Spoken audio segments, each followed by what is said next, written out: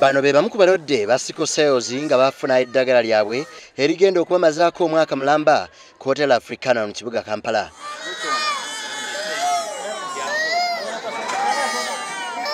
Eddagala lino liweereddwayo nnaggagga w'omu Kampala era nga yenannyini woteeri eno Ibrahim Kibirige BMK ategeeza nga bw'ali omwetegefu okukolagana ne gavumenti okulwanyisa ekirwadde kino mu bannayuganda. I bought a machine which is checking so that at least people before they get married they check themselves if they have that gene which can where they can produce a kid with sickle cell. So we want to prevent mostly. That's what we want to do from now. Our next conference will be same date in Ekkulu. Like now we are giving medicine these sicklers for 1 year.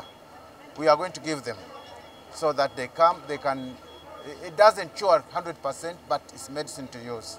Ye abadde omugenyi omukulu nga ye Katikkiro wa Uganda Uganda Rwahakana Rugunda ategeeza nga gavumenti bw'eri Mukawefube w'okulaba nga ekirwadde kino kirinnyibwa ku nfeete. Bano basoose mu musomo ku ngeri gye bayinza okwekuumamu nga balamu nga Lukiya Mulumba omu ku balina abaana abatawanyizibwa ekirwadde kino ategeeza nti obulwadde buno buwona singa buba bulongoseddwa newankubadde nga kitwala ekiseera ekiwanvuko.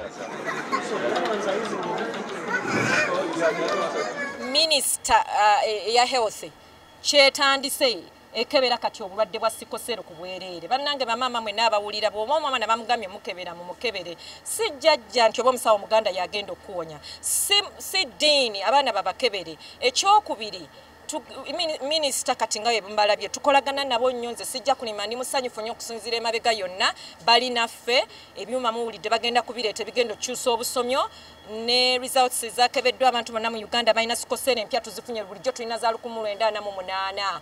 Okunoonyeza kulaga nti abaana bangi abalina obulwadde bwa sickle bafa nga tebannaweza myaka gya 19 singa babeera tebafunye bujjanjabi ekintu ekyeralikiriza ennyo.